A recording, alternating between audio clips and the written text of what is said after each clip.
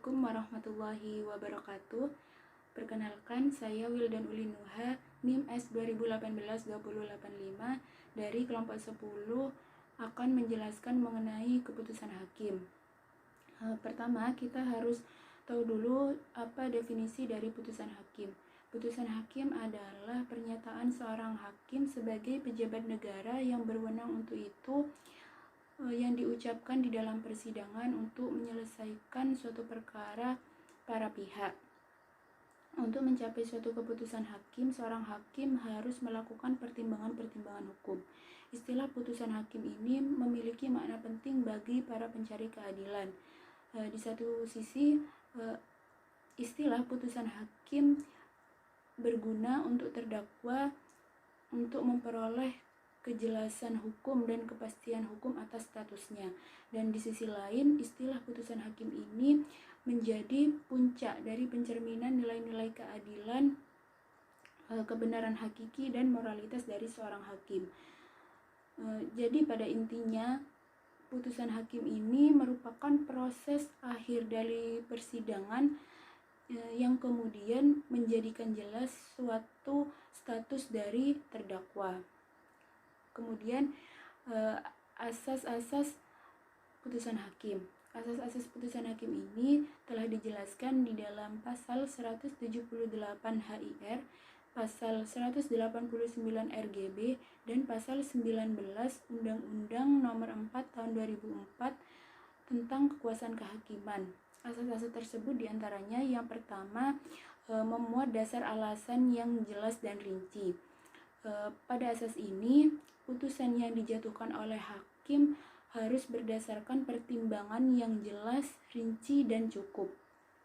Di dalam pasal 25 ayat 1 Undang-Undang Nomor 14 Tahun 2004 menegaskan bahwa segala putusan hakim harus memuat alasan-alasan peraturan perundang-undangan tertentu yang disangkutkan dengan perkara yang diputus atau berdasarkan hukum tertulis maupun jurisprudensi dan doktrin hukum.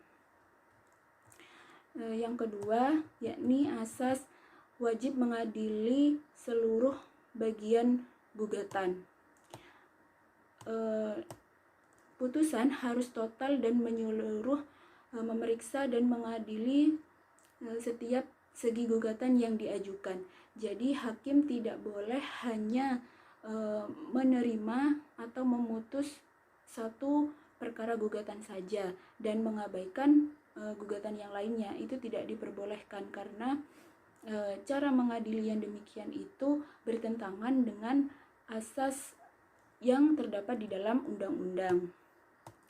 Hakim harus menerima dan bersedia memutus setiap perkara yang diajukan kepadanya karena dalam hal tersebut terdapat prinsip ius curia novit, yang artinya hakim dianggap mengetahui semua hukum sehingga pengadilan tidak boleh menolak memeriksa dan mengadili perkara gugatan.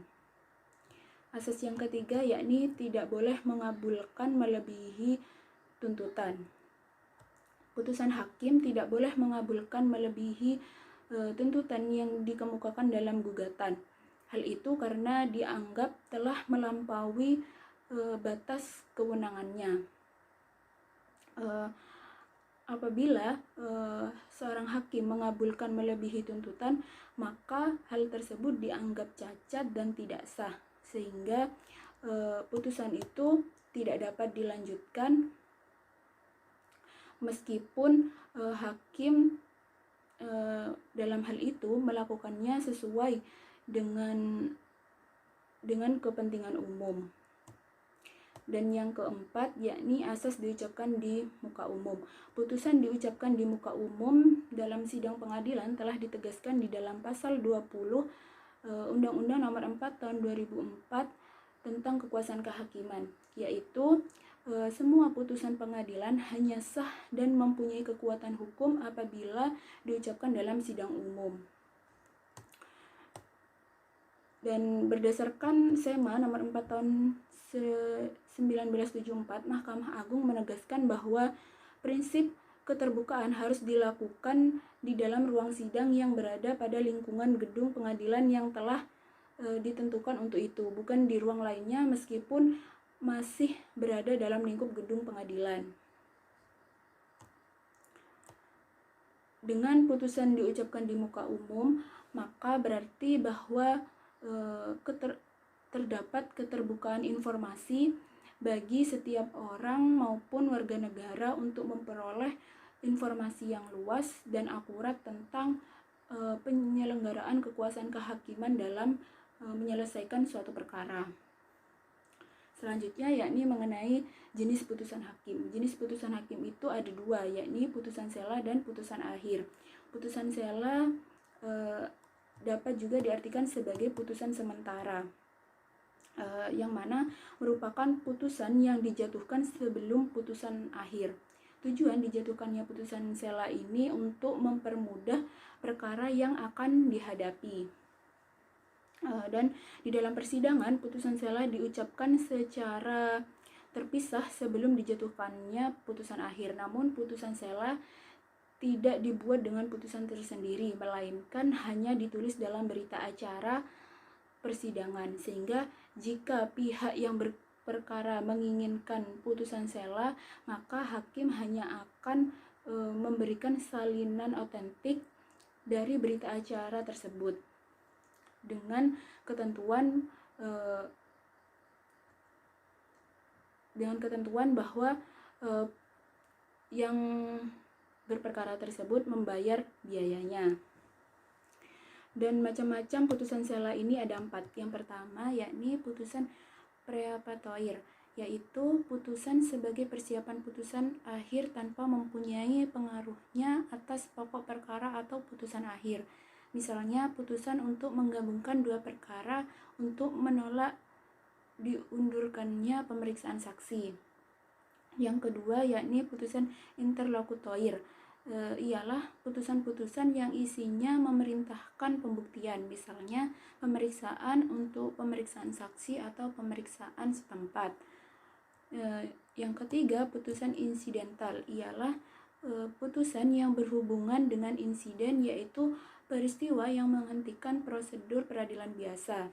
Dan yang keempat yakni putusan provisional, yaitu putusan yang menjawab tuntutan provisional, yaitu permintaan pihak yang bersangkutan agar sementara diadakan tindakan pendahuluan untuk kepentingan salah satu pihak sebelum putusan akhir dijatuhkan.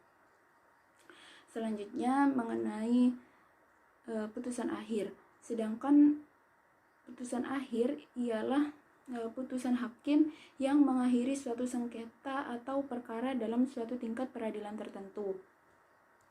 Sifat dari putusan akhir ini ada 3 macam, yaitu yang pertama ada putusan kondemnatoir, yaitu putusan yang bersifat menghukum pihak yang dikalahkan untuk memenuhi prestasi. Yang dimaksud prestasi dapat berupa memberi, berbuat, atau tidak berbuat. Misalnya putusan hakim yang menghukum tergugat untuk mengosongkan rumah dan tanah yang menjadi objek sengketa kepada penggugat yang dimenangkan dalam putusan.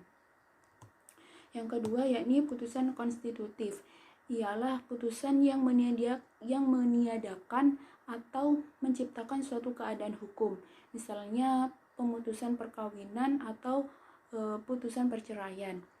Putusan konstitutif ini tidak menetapkan hak atas suatu prestasi tertentu, maka akibat hukumnya atau pelaksanaannya tidak tergantung pada bantuan pihak lawan yang dikalahkan.